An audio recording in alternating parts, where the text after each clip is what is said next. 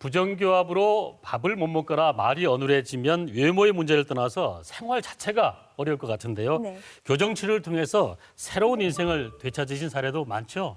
네, 그렇습니다. 아주 인상 깊은 증례는 이 아이가 학교 다닐 때 굉장히 수동적이고 네. 공부도 사실 잘 못했어요. 네. 그러다가 이제 교정치료를 마치고 얘가 대학교 가고 나서 한동안 안 보이더라고요. 치료 마치고 나서 네. 얼굴은 굉장히 밝아졌는데 나중에 몇 년 후에 이제 체크에 왔을 때 이 친구가 영국의 유명한 디자인 스쿨에 네. 이제 합격을 해서 자기 새로운 인생을 꿈꾸고 굉장히 얼굴이 밝아져서 굉장히 활동적으로 바뀐 걸 보고 아 이렇게 좋은 면이 있구나 하는 걸 새삼 느끼게 되었습니다. 그렇군요. 네. 교정 치료하는 게 그래도 더 좋을 것 같은데요. 네. 입으로 숨 쉬는 분들 좀 계실 것 같아요. 이제 또 봄이 오고 해서 알레르기 때문에 비염 때문에 코로 숨 쉬어야 되는데 입으로 숨 쉬는 분들이 많이 계실 것 같은데요. 이런 상황이 되면 교정 치료가 더 어렵다고 들었어요. 맞나요? 예, 그렇습니다. 이제 이런 개방교합이나 문제를 만들게 됩니다. 그래서 특히 아이에서 굉장히 심한 경우에는 이 아데노이드 페이스라고 해서 이 굉장히 잠 못 잔 얼굴처럼 굉장히 부석부석한 얼굴이 되고 눈은 이렇게 멍하니 쳐져 있고 그런 상태가 되는데 그거는 애 때는 반드시 이제 일찍 치료해 주는 것이 이 에어웨이 그러니까 기도의 문제 같으면 치료를 하고 그것들이 반드시 필요하고요. 이미 개방교합이 만들어지면은 이건 치료가 되기가 어렵기 때문에 항상 교정 치료를 해줘야 됩니다. 그래서 마이크로 임플란트로 인해서 혁신적인 변화 중에 하나가 과거에는 이 어금니를 뼈 속으로 이래 넣는 치료는 굉장히 불가능했습니다. 네. 그런데 마이크로 임플란트는 굉장히 요즘은 아주 일상적으로 하는 치료가 됐고 이와 같이 이 구치를 이제 뼈 속으로 넣음으로 인해서 한 11개월 만에 전치부의 개방교합이 치료된 그런 증례라고 볼 수 있고요. 그래서 이 보시는 것처럼 이 어금니가 이제 뼈 속으로 이렇게 올라가게 된 거죠. 그래서 이거는 이제 마이크로 임플란트가 없이는 치료가 불가능했던 그런 부분이라고 볼 수 있고요. 이 환자분인 경우에도 마찬가지인데요. 어금니 하나만 닿는 그런 교합 상태입니다. 그래서 네. 밥도 잘 못 먹고 바람도 어눌하고 이상한 그런 상태인데 물론 하악골도 후방에 빠져 있으니까 얼굴도 조금 안 좋은 그런 상태고 이것도 이제 이와 같은 마이크로 임플란트를 통해서 이제 구치를 뼈 속으로 넣고 아랫니는 밑으로 내리고 하는 그런 과정을 통해서 이렇게 얼굴의 변화를 가져올 수 있게 되겠습니다.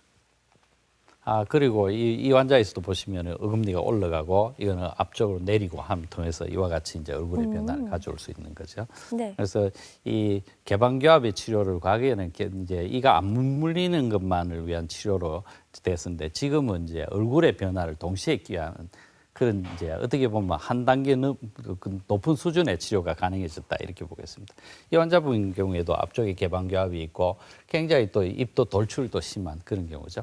그래서 대개는 이제 이런 환자를 만나면 우리가 수술을 해야지, 악교정 수술을 해야지 하는 그런 고민을 하게 됩니다만 이 환자님 보면서 악교정 수술 없이 그냥 이렇게 치료가 네. 됐죠. 그래서 이게 간단한 치료는 아닙니다만은 좀 복잡하긴 합니다만은 어금니를 위로 넣고 아랫니를 넣고 전체적으로 뒤로 당김으로 인해서 턱 끝이 이제 전방으로 이동하게 되고 그걸 통해서 이제 이런 안모 개선을 가져올 수 있습니다. 네. 이 환자분도 이제 관절의 문제로 인해서 하악골이 후방으로 빠지면서 전체적으로 얼굴이 굉장히 긴 이걸 장안모 현상이라고 하는데요. 그런 장안모 상태를 가지고 전치부에 이제 개방교합을 가진 그런 환자가 되겠습니다. 그래서 좀 복잡하긴 합니다만 이런 교정 치료를 통해서 얼굴의 변화를 가져왔던 그런 경우입니다. 이 정도면 거의 성형인데요. 예, 환자분 자체는 이제 이게 성형 치료처럼 이제 느껴지지만 실제로 이제 교정 치료를 통해서 이제 얻을 정말- 수 있는 부분이고 네. 이제 요즘에는 이제 이 마이크로 임플란트에 의한 변화로 인해서 사용으로 이런 걸 가져오게 됐죠. 네. 그리고 또 이제 약간의 이런 교정 마이크로 임플란트를 사용하게 되면 이 안모 비대칭을 좀 개선시키는 효과를 가져올 수 있습니다. 이 환자분인 경우에 보면은 웃을 때 턱이 이제 오른쪽으로 치우쳐 있고 네. 입술 라인이 이제 한쪽으로 이렇게 기울어져 있는 그런 상태고 이거 잘 보지는 않습니다만은 이제 자세히 보면 이제 보이죠. 그래서 이 마이크로 임플란트를 통해서 치료할 때 이와 같이 안모에 이제 입도 들어가고 이 입술 라인도 개선하는. 그래 비대칭 자체도 심하지 않는 경우에는 이 교정 치료를 통해서 개선할 수 있다. 이런 것들이 다 마이크로 임플란트에 의한 큰 변화의 하나라 마이크로 이렇게 임플란트로 못하는 게 없나요? 그렇군요. 예, 많은 부분은 이제 많이 개선이 네. 됐습니다. 네. 자, 여러분과 함께 교정 치료에 대해서 알아보고 있는데요. 치열이나 이 교합에 문제가 없어도 얼굴의 크기나 모양을 다르게 하고 싶어서 턱 수술을 받는 경우가 많아졌죠. 일명 양악 수술이라고 하는데요. 네. 성형적인 측면으로만 다가가면 그 기능에 큰 문제가 생길 수도 있겠죠. 예, 그렇습니다. 과거 한 10년 정도 전에 서울에서 일어나는 게 양악 수술이라는 게 굉장히 많이 퍼지면서 네. 이게 꼭 성형 수술인 것처럼 알려져서 실제로 사실은 이제 이런 악교정 수술은 이 치과 분야, 특히 교정학 분야에서는 거의 1930년대부터 이미 해왔던 그런 치료인데 네. 이제 주 목적은 기능의 회복입니다. 그래서 주걱턱처럼 돼 있으면 이들이 이렇게 만나지 않죠. 네. 그럼 밥도 잘 못 씹어 먹고 물론 얼굴이 좀 흉하죠. 그래서 그걸 치료하는 게 되는데 그래서 골격을 똑바로 놓고 이제 치료하게 되면 안모 개선 효과가 생깁니다. 그런데 안모 개선 효과가 주 목적은 아닌 것인데 그게 호도돼서 그냥 얼굴만 치료하고는 그냥 이는 안 맞은 채로 그냥 사는 그러면은 그게 그 개선된 안모도 나빠지는 쪽으로 가게 되고 네네. 기능이 좋지 않기 때문에 다른 관절의 문제라든지 부작용이 많이 생기게 됩니다. 그래서 턱 교정 수술에 의한 안모 개선 효과를 보면 이 턱이 이렇게 나와 있으면 주걱턱처럼 보기가 안 좋죠. 그렇죠. 그래서 이거를 이제 교정 치료를 먼저 하고 그다음에 치료를 하게 되면 이제 얼굴도 이뻐지고 교정이 맞는 그런 상태죠. 그래서 아까 말씀드렸지만 골격의 크기 자체는 성장이 있는 동안에는 우리가 조절을 할 수 있지만은 성장이 끝난 이후에는 조절이 불가능하기 때문에 수술을 통해서 이제 개선을 해야 되는 거죠. 그래서 이제 물론 이제 경미한 경우에는 마이크로 임플란트 통해서 치료할 수 있습니다. 그런 경우에는 안모 개선 효과는 이제 떨어진다고 볼 수 있고요. 그런데 이제 큰 경우에는 반드시 이제 악교정 수술을 통해서 해야지만 좋겠습니다. 그래서 그런 경우에 해당되는 부정교합이 주걱턱 수술이라든지 무턱 수술, 안면 비대칭 뭐 이런 것들이 있을 수 있고요. 네. 예, 네. 여기 보시는 것처럼 이 발치를 해서 뻗어 있는 상악정치를 뒤로 눕히고 아랫니는 내밀고 해서 턱을 잘라서 들어가게 되면 교합은 다 좋아지고 얼굴도 좋아지는 이런 것들이 이제 그 턱 교정 수술의 기본적인 방향이 되겠습니다. 네. 그래서 이와 같이 이제 일반적으로는 이제 먼저 이 교정 치료를 합니다. 그래서 위에 뻗어 있는 윗니를 뒤로 밀고 네. 그다음에 뒤로 숙여져 있는 아랫니를 앞으로 내밀게 되고 네. 그다음에 이제 수술로 이래 들어가서 골격을 조절하고 그다음에 마무리 교정 치료로 이제 끝내는 게 일반적인 턱 교정 수술의 순서가 되겠습니다. 그런데 요즘은 여 보시는 것처럼 이렇게 턱이 길고 윗니는 뻗어져 있고 아랫니는 뒤로 숙여져 있는 이런 환자에서 네. 이 뭐 수술과 교정 치료를 통해서 안모 개선도 되고 이런 교합을 잘 만든.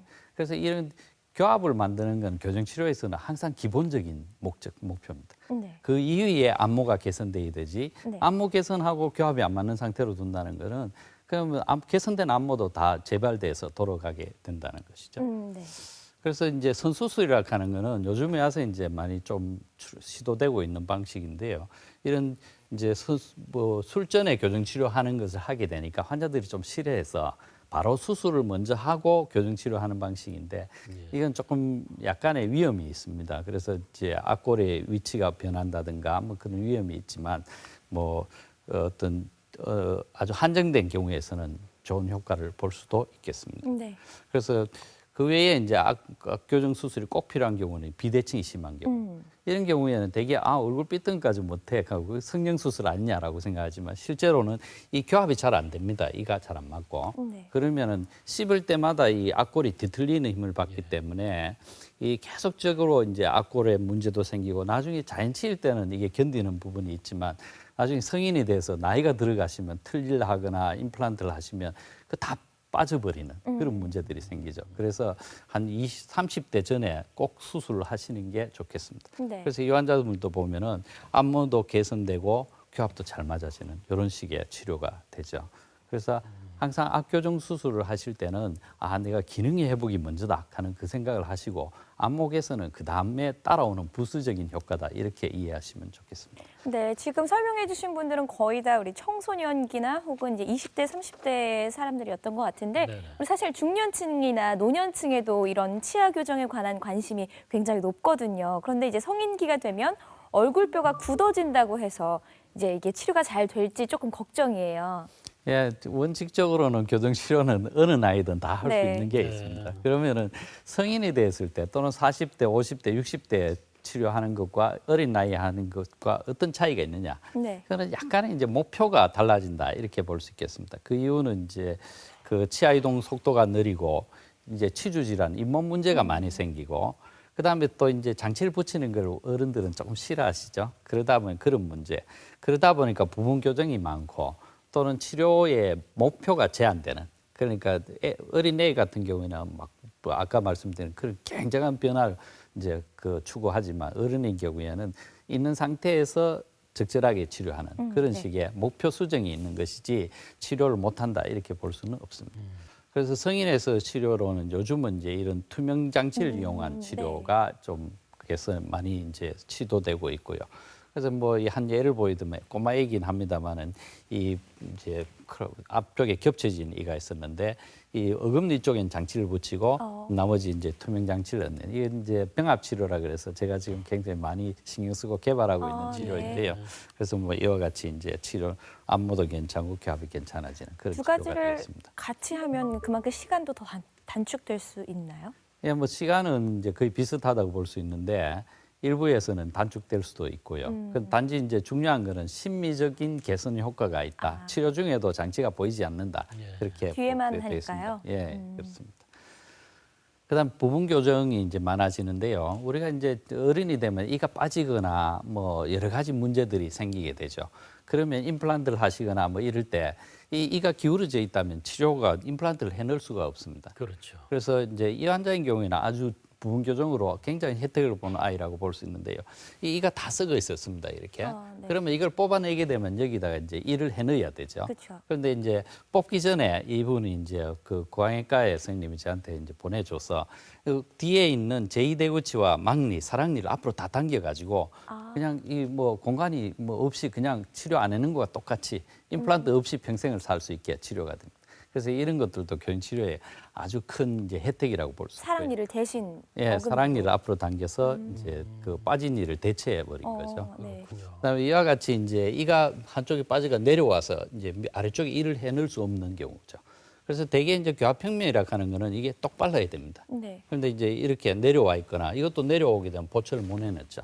아니면 위를 깎는다든가 그런 걸 해야 되는데 이런 것들은 교치료로 이제 올리고 보철을 해놓고 뭐 이것도 마찬가지입니다만은 위로 올리고 이제 아랫니는 당겨서 공간을 없애고 교정 치료는 어떻게 보면 좀 시간이 오래 걸린다는 단점이 있지만 어떻게 보면 가장 그 이 보존적이고 이제 크게 문제를 만들지 않는 그런 정도가 됐습니다.